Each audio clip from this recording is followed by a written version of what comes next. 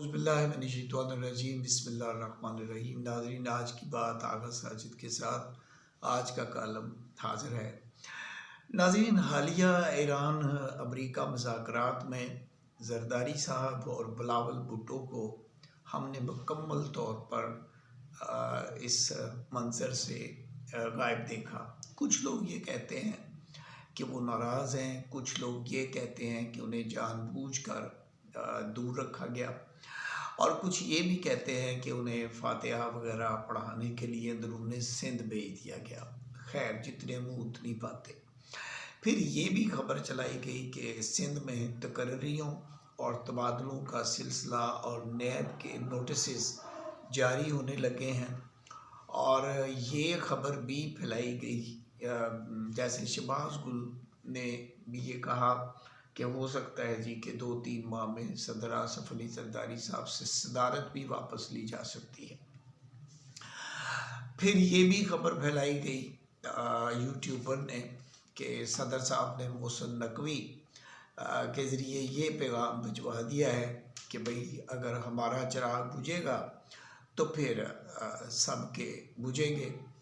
बाज़ ने तो ये कहा कि जी सदर साहब ने मोहसिन नकवी साहब से कहा है कि मुझे पता करके बताएं कि वहाँ पे हुकूमती आला हलकों में मेरे लिए क्या जज्बात पाए जाते हैं। सो मुख्तलिफ़ किस्म की रिपोर्ट्स जो थी वो आ रही थी, लेकिन बहरहाल कुछ खामोशी थी, कुछ दाल में काला ज़रूर था।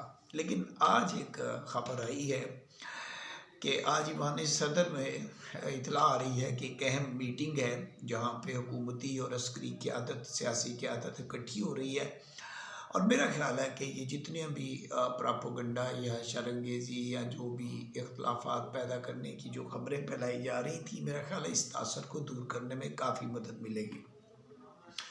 जहाँ तक सदर आसिफ अली ज़रदारी साहब का तल्लक है, मैं थोड़ा सा इनके बारे में बताता चलूँ। वो लोग जो इससे दिलचस्पी रखते हैं और सिर्फ बाज़ारी बातों पर यकीन नहीं रखते हैं। देखिए, 2008 और 2013 में सदर आसिफ अली ज़रदारी ने ज़ाती डिप्लोमेसी इस्तेमाल करते हुए पहली मरतबा कतर को दफ़ाई मुआहदे में आने की पेशकश की, और फिर हमने देखा कि उन्होंने जो है वो LNG हमें देना शुरू की और $1 अरब भी रखवाए, और ये जो LNG हम इस्तेमाल करते आ रहे हैं अब तक जो है ये उन्हीं की ज़ाती काविश की वजह से हुई। फिर 2009 में हमने देखा कि सदर आसिफ अली ज़रदारी ने इसी ज़ाती डिप्लोमेसी से काम लेते हुए तुर्की के जो सदर हैं अर्दगान से मुश्तरका हथियार साजी के बारे में बात की, और पाक फ़ौज को ड्रोन्स वगैरह मिले। फिर आगे देखिए कि उन्होंने जब चीन गए और चीन के मेरा ख्याल है कि 9 दौरे किए आसिफ अली ज़रदारी ने ज़ाती डिप्लोमेसी के तहत, और फिर चीन से ये कहा कि पाकिस्तान चीन का इसराइल बनेगा।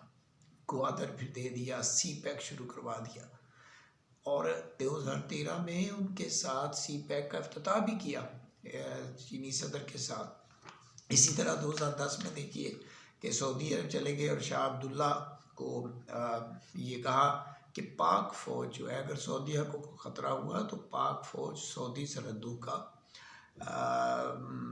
तहफ़्फ़ुज़ करेगी और वहाँ पे हम तानीयात कर सकते हैं, और $1.5 अरब वहाँ से तोहफे में लेके आए। इसी तरह फिर हमने देखा 2012-13 में ईरान के प्रेसिडेंट अहमद नजाज से मिलकर गैस पाइपलाइन का मंसूबा, जो कि आपको पता मुकम्मल हो चुका है, ईरान ने कंप्लीट कर दिया और हमारे कोयटा बॉर्डर तक ये मंसूबा उन्होंने शुरू किया अमरीकी दबाव के बगैर। और फिर इसके अलावा श्रीलंका में देख लें, उनके साथ इनके ज़ाती मरासम थे, उनको तो पाकिस्तानी पायलट भी दिए और वहाँ पे जंग भी जीती, असला भी दिया, और दहशतगर्दी से श्रीलंका को पाक साफ़ करने में बड़ा अहम किरदार अदा किया। इसी तरह रूस के से ये कहा कि आए भाई, कोल्ड वार अब ख़त्म हो गई है, अब आएँ, हम अमन की बात करें, दफाई ताउन की बात करें, और पहली दफ़ा रूसी फ़ौज जो है वो पाकिस्तान में आई। तो मैंने एक थोड़ा सा सदर वासिफ अली ज़रदारी का जो 4-5 साल का दौर सदारत है उसमें ये बड़ी अहम जो डेवलपमेंट की उन्होंने ज़ाती डिप्लोमेसी से उसका जिक्र किया है। और अभी जो मेरा ज़ाती ख्याल है सुनने में यही आ रहा है कि ईरान जो है वो इस माहदे में सदर वासिफ अली ज़रदारी साहब की मौजूदगी का वहाँ पे मौजूद होना वो बेहद ज़रूरी समझता है। अपना ख्याल रखिएगा। अल्लाह हाफिज़।